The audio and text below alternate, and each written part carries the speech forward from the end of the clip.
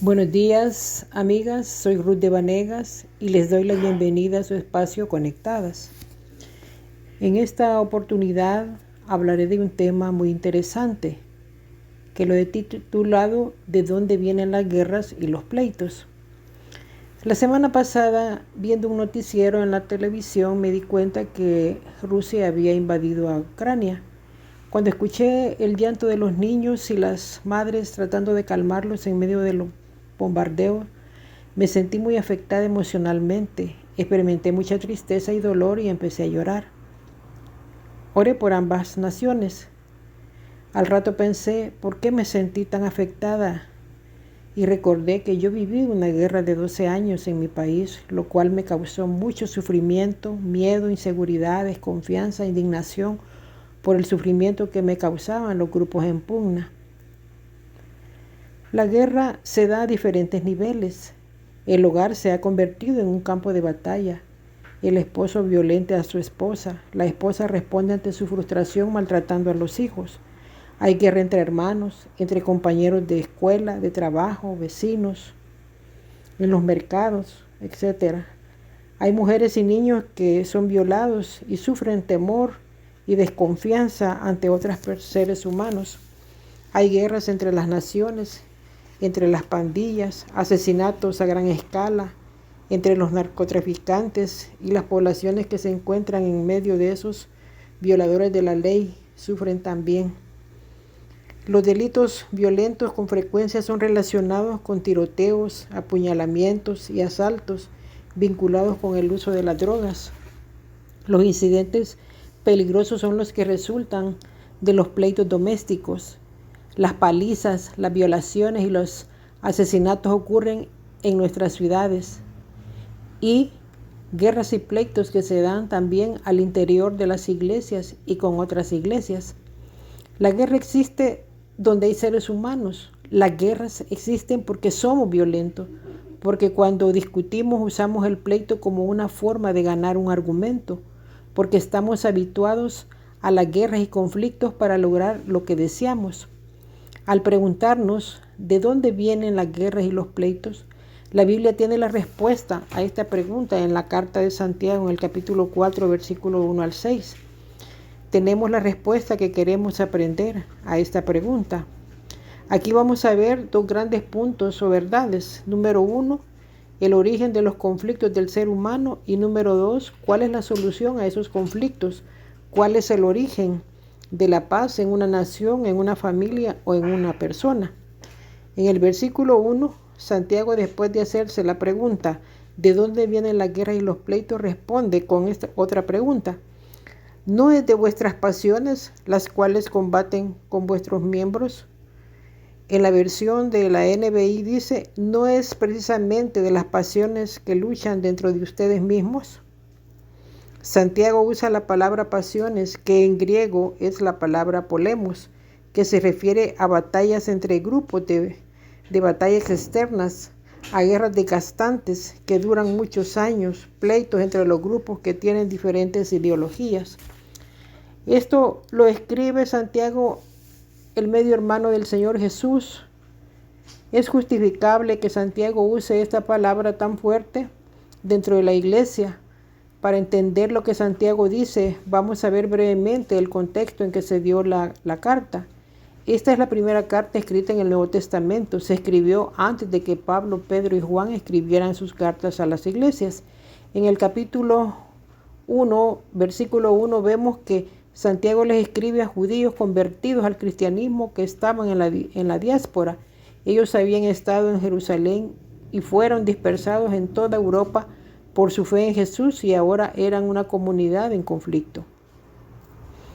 Esto sucedió en los años 60 después de Cristo. Ellos sufrían del Imperio Romano. Roma estaba tratando de detener grupos insurgentes que pretendían derrocar al Imperio Romano. La iglesia del Señor era perseguida por 3 grupos que los querían destruir, los cuales eran: número 1, los saduceos, judíos aristócratas ricos que estaban a favor del Imperio Romano por el interés de preservar su riqueza, y ellos estaban en contra de la secta de los cristianos y los perseguían. Número 2, otros eran las familias sacerdotales dentro del judaísmo. Se aliaron para estar en contra de los cristianos. Y número 3, los grupos insurgentes. El grupo de los celotes. Celote viene de la palabra celo.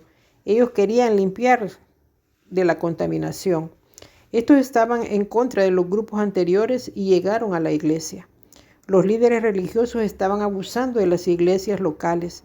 Disputaban sobre quién era el líder cristiano que se conocía en aquel tiempo como el rabino cristiano o los líderes de grupo, y en torno a esa situación se daban las murmuraciones, los chismes, las difamaciones entre ellos por los líderes. Había una constante amenaza de asesinatos por esos conflictos. ¿Cuál es la causa de esos conflictos? Santiago dice que vienen de nuestras pasiones. Pasión en griego, en antiguo griego, es la palabra paskein, que significa sufrir, y el sustantivo patos, que significa dolor, sufrimiento, condición, muerte. O sea que es una emoción o sentimiento muy fuerte, afición o interés desmedido por algo, deseo intenso. Por lo tanto, las pasiones a las que se refiere Santiago es a los sentimientos de insatisfacción que surgen en una persona cuando no tiene lo que desea. Es decir, que esos sentimientos varios que envuelven a la persona dentro de sí se presentan porque no pueden tener lo que quieren. Esos sentimientos vienen porque tienen una guerra interna. Cuando la persona lucha por decidir cuál es la primera cosa que van a satisfacer y a su vez, como no lo pueden hacer, luchan y pelean contra toda persona que se les pone enfrente. El que busca pleito es porque quiere imponer su deseo pecaminoso sobre los demás y satisfacerlo a toda costa. Santiago habla de 3 pasiones que se encuentran en los versículos 2 y 3. La codicia, la envidia y el egoísmo. La codicia es el afán desmedido de una persona por tener riqueza, bienes, estatus o poder. Los cristianos de esa época deseaban cosas de ese tipo, pero no las obtenían. Lo que se hace por codicia siempre termina mal. La envidia, sentimiento de tristeza o enojo que experimenta la persona que no tiene o desearía tener para sí algo que otro posee. En griego significa celo. Santiago les dice que la envidia que tenían podía llegar al extremo de matar y aún así no conseguían lo que querían. Por eso discutían y peleaban, es decir, luchan y se hacen la guerra. En Hechos capítulo 5, verso 17 dice: entonces levantándose el sumo sacerdote y todos los que estaban con él, esto es, la secta de los saduceos, se llenaron de celos y echaron mano a los apóstoles y los pusieron en la cárcel pública. ¿Pero por qué tenían celos estos sacerdotes? Dice allá en Hechos, capítulo 5, versículos 12 y 13, por medio de los apóstoles hacían muchas señales y milagros entre la gente, y todos se reunían en el pórtico de Salomón. Ninguno de los otros se atrevía a juntarse con ellos, pero la gente los tenía en alta estima. O sea que ellos se enojaban y se sentían celosos porque la gente los tenía en alta estima a los apóstoles. Estimada hermana, si usted pleitea con cualquiera es porque es envidiosa. Tiene un gran problema de identidad porque no tenemos clara la justificación que se operó en nosotras cuando creímos en Cristo. El que hace bullying es porque es un gran envidioso. Los que hablan mal de otras personas y se enojan porque ven la alegría del otro es porque son envidiosos. El egoísmo se denomina la actitud de quien manifiesta un excesivo amor por sí mismo y que solamente se ocupa de aquello que es para su propio interés y beneficio, sin atender ni reparar en las necesidades de los demás. El egoísmo desde el punto de vista bíblico es una actitud que se opone al amor al prójimo predicado por la fe cristiana. Santiago les dice a estos hermanos que ellos pedían únicamente por cosas que les pudieran dar placer, gastar para sus deleites. Este gastar significa destruir, para ser destruidos por los deleites que querían gozar. Se refiere a aquello que amas en tu corazón porque te hace feliz o piensas que te va a hacer feliz. En Santiago 1:17 dice que toda buena dádiva y todo don perfecto desciende de lo alto, del Padre de las luces. Pero el problema es que muchas veces pedimos cosas buenas y lo que queremos es convertirlas en un ídolo para nosotras, y lo que va a hacer es terminar destruyéndonos. Por eso Dios no nos la da. El Señor nos cuida de que nosotras nos hagamos daño. Si esa es nuestra meta, Dios no nos lo va a dar. Demos gracias a Dios porque Él nos ama y nos cuida de nosotras mismas, de todo aquello que nosotras creemos que va a ser nuestra fuente de felicidad. Pues solo el Señor es el único que puede darnos la verdadera felicidad. Santiago dice a estos hermanos, almas adúlteras, porque buscan en el mundo la satisfacción y la felicidad que solo Dios les puede dar. Entonces se constituyen enemigos de Dios. Amiga, hermana, si tu vida está insatisfecha es porque estamos insatisfechos con Dios, y si estás insatisfecha con Dios es porque en el fondo de tu corazón estás convencida que tú eres más suficiente para ti misma que Dios mismo. La autosuficiencia no es más que el egoísmo del alma caída. El hombre buscó ser feliz fuera de Dios y por eso es infeliz. ¿Qué puede hacer el hombre cuando ama el mundo y un sistema? No puede hacer absolutamente nada. Pero en el versículo 5, aquí radica la bendición del Evangelio. Dios tiene un celo santo e imparte la gracia de Él. Él da mayor gracia. Dios nos enseña que si nuestro pecado es la causa de nuestro conflicto, la gracia de Él es lo que termina en el conflicto y nos da la paz. El perdón y la justicia y amistad de Dios que da, es por eso que la humildad que viene es lo que nos da la paz. Si usted es una mujer quejista, pleitista, enojada, airada, humíllese ante Dios. Dios le ama y quiere perdonarle para que sea libre. Solo cuando usted se sienta amada por Dios por medio de Jesucristo, es libre para amar y servir a los demás en paz.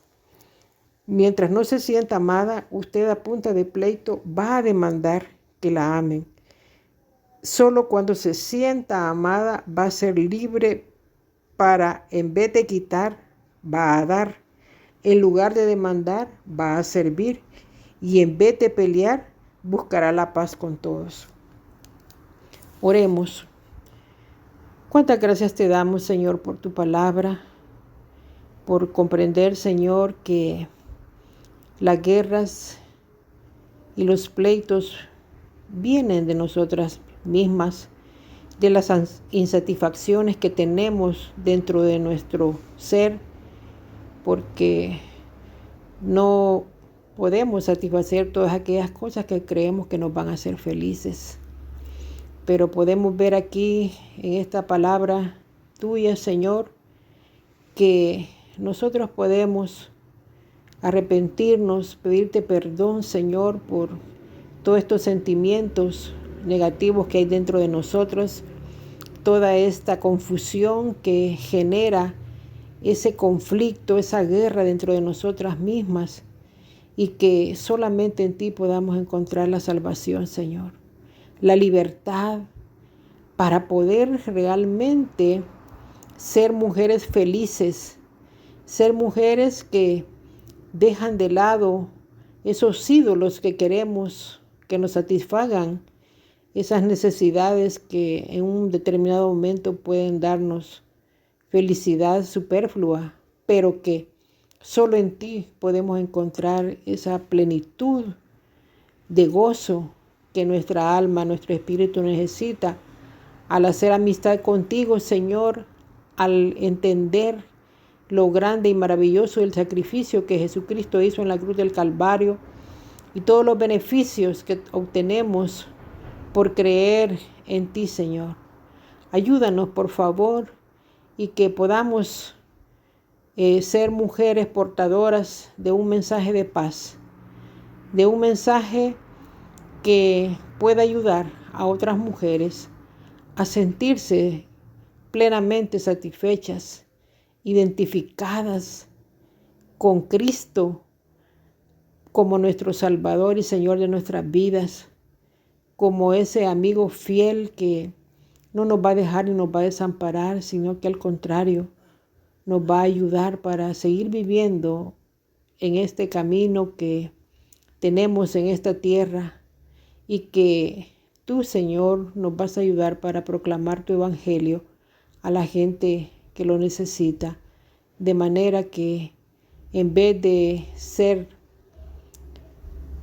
portadores de esa guerra, de esos pleitos, vamos a ser portadores de paz, porque tú, Señor Jesús, eres nuestra paz. Gracias te damos, Señor, por escuchar esta oración, la cual hacemos en el nombre de nuestro Señor Jesucristo. Estimadas amigas y hermanas, hemos llegado al final de este programa y quiero recordarles, como siempre, que no hay mejor manera de vivir que estar conectadas con Jesús.